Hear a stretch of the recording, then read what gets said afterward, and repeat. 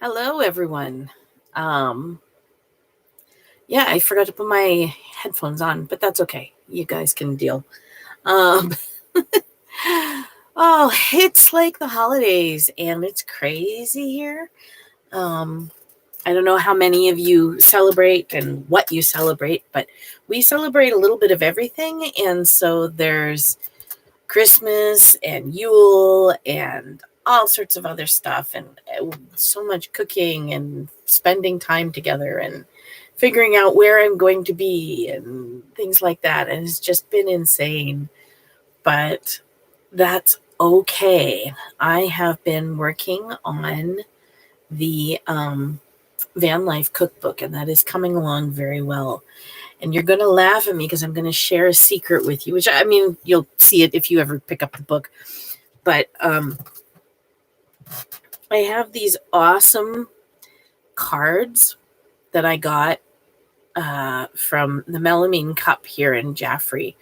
And they are from the 1971 Betty Crocker Recipe Card Library. And some of them are absolutely terrifying. The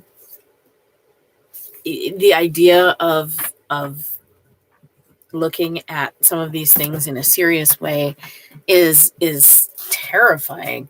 But when you're talking about van life cooking, you have a single burner, maybe a fire, but you can't count on that. If the weather is crap, if it's too cold or too hot, you're not going to be having a fire going. And then if you're parked in a Walmart, you're not obviously not having a fire, so you're stuck with a single burner. And so that's what I'm working with, and it's a whole different method of cooking, and I'm having a lot of fun with it. Some of the 50s, 60s, and early 70s recipes lend themselves very well to the idea of van life cooking in those times when you are stuck in a food desert. So one of the things that's happening right now is that my friend Justin, who is down in Quartzsite in Arizona, is in an area where there are only two tiny little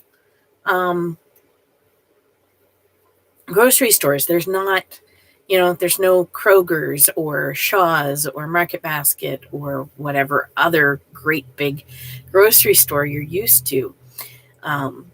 The closest he can do that is it's a 40 to 50 mile round trip, which is a bit much when you live in a van and you don't have enough room to put, 2 weeks worth of groceries. And so he's looking at recipes that can be used for cooking in the van, and also that can be done from canned foods and a limited amount of fresh things that are easy to store, like onions and potatoes. And so those early post-war recipes lend themselves extremely well to the idea of nomadic cooking, because they use a lot of canned things. And there are dollar type stores pretty much everywhere around the country at this point. And if you go into the average Dollar General or dollar store or whatever any of those style of stores, you can find yourself cans of vegetables, cans of meat or fish, beans, different spices. You can get taco stuff. And in many of the stores, like the Dollar General here, you can actually get frozen ground beef and maybe small pieces of chicken. And so these are the things that I'm incorporating into recipes that will work well for those who are living the van life and who don't have a full kitchen to work with. I'm having a ton of fun with this. I'm writing the recipes up now. Some of them are being tested by people out at Quartzsite. Hello to you all. Some of them will be test driven by people from the Homeowners on Wheels Association that have agreed to do some testing for me. And some of them I'm going to test right here. Well, all of them eventually will get tested right here at home, because I picked up for my own camping purposes the same butane stove that most of, or many of, the van life people use in their vans. So that works out really awesomely. I get the chance to do some lunch cooking and do some different things, and I get to do it in the house, as opposed to when I was doing my medieval stuff and I had to do it outside because that's where the fire is. Oh, sorry. It's not right that the outside right now is 50 degrees. There's leaf litter everywhere. And all of the allergies that I usually suffer from in the springtime are coming right now. So I have leaf litter, I have mold and spores, and it's terrible. So for those of you who are in the know, the original wreath is gone. The new wreath is going up today. Enough said. Snow will be coming. I guarantee it. Excuse me. So that's writing. Holidays has been crazy. Right now, what I'm planning on is getting a lot of the writing done by the end of March. My hope is that by the end of March, I will have the majority of the first draft completed, and I can then reach out to the 2 local publishers and see if we can come up with a good plan for how to do things. And of course, if things don't work out, I will self-publish. I think I've got this under control at this point. I feel like I know what I'm doing, having done it a few times now.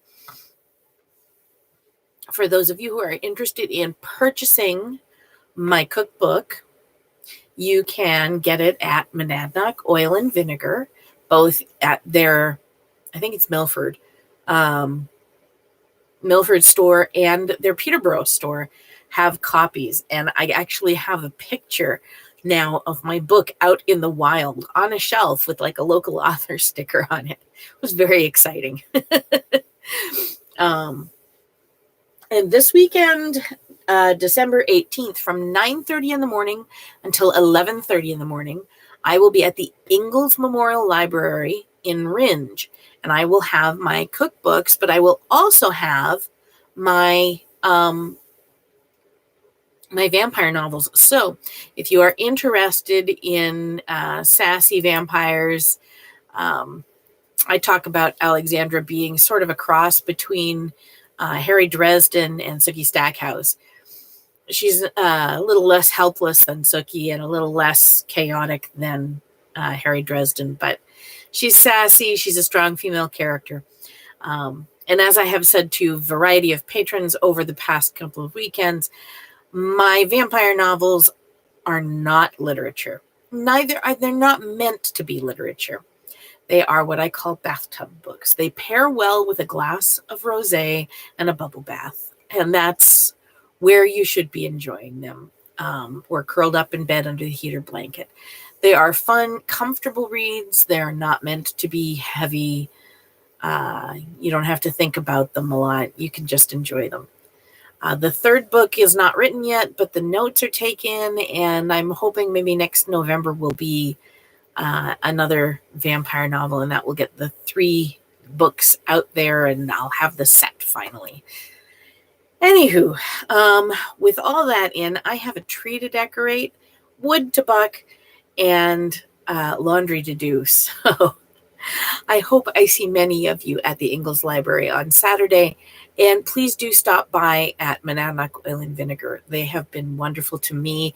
And I actually just went and bought gifts for family for Christmas. So I'm feeling pretty good about it. You guys have yourself a good week, and I will see you next Wednesday.